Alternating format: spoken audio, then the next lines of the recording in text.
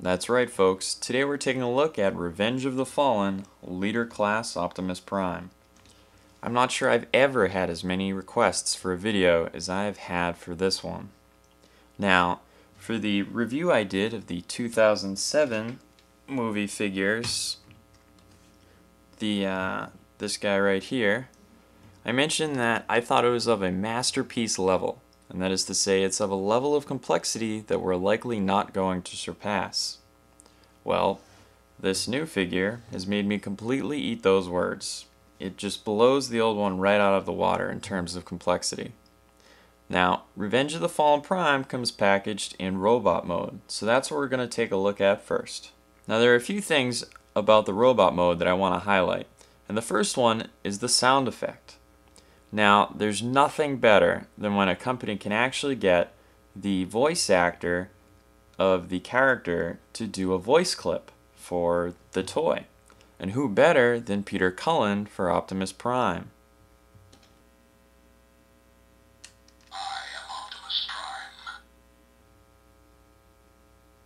I am Optimus Prime. I am Optimus Prime. I am Optimus Prime. I am Optimus Prime. I am Optimus Prime. I'm sorry, I cannot resist doing that. Next up are the hands. Now, the hands on the 2007 movies figure were articulated. Each of the fingers moved, and the thumb. Now, the hands on the Revenge of the Fallen Prime are all one molded piece. He can rotate the hands at the wrist, but none of the fingers move, nor the thumb. It is molded in such a way that he can hold a weapon, should a forthcoming version of him come with an accessory like a gun or something along those lines. Which is nice to see, but it's unfortunate we lost something moving forward from the old figure. Now, one of the gimmicks that spans the Revenge of the Fallen line is the automorph technology, which is basically when you shift one piece, it shifts a few others. Unfortunately, I've yet to see a figure in the line where this automorph technology really adds much to the toy. And also, unfortunately, Leader Class Prime is also among in that case.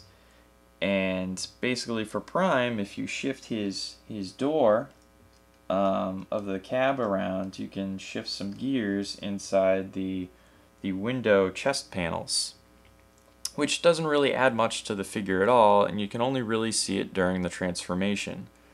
It's tooling that probably could have been better spent on articulated fingers.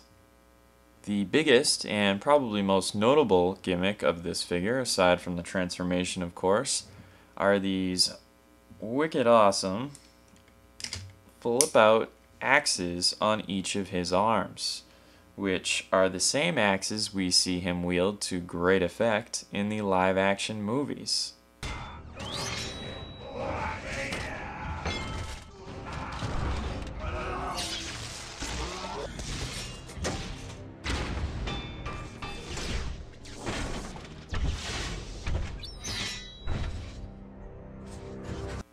The axe could probably benefit from a stronger spring mechanism, although that probably wouldn't pass child safety tests.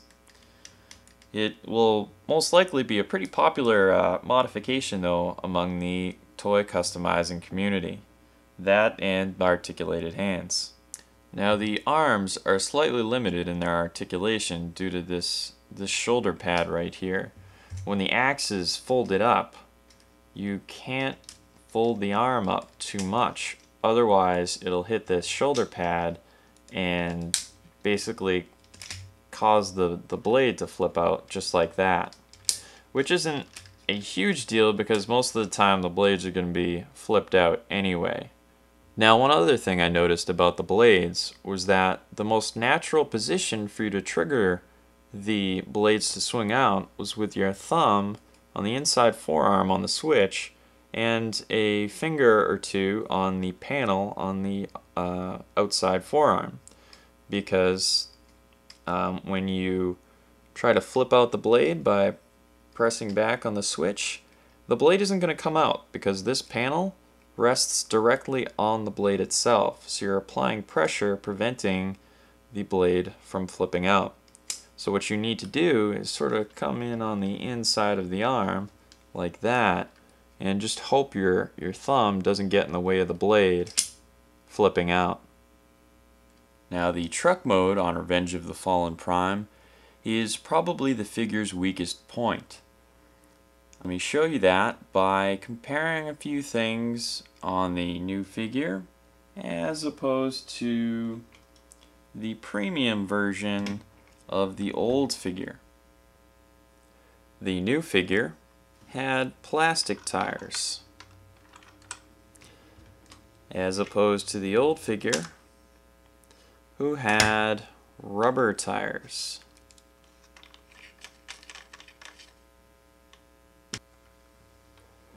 The sound effects on the new figure triggered here.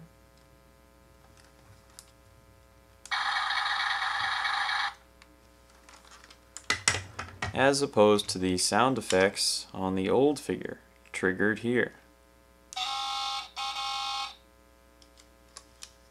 Something else I found noticeable was how much lower the parts of the undercarriage sat on the newer figure as opposed to the older figure. If you look, the newer figure has the pieces sitting much lower to the surface the truck will sit on, giving the tires much less clearance, as opposed to the older figure where most of the undercarriage is hugging the underside of the cab.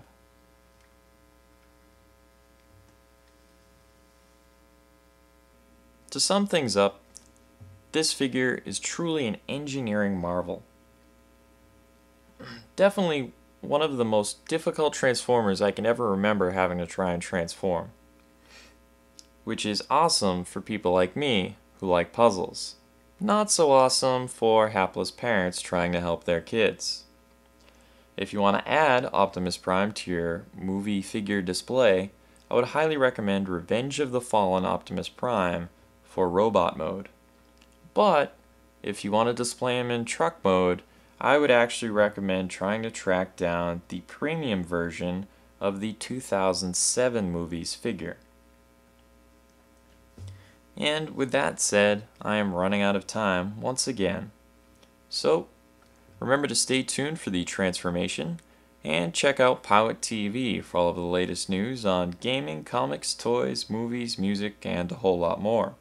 If you're on Twitter, you can follow me at PowetToys, or the site at PowetTV. You can also friend the site on Facebook. And remember kids, open your toys, or Optimus Prime will take your face. Give me your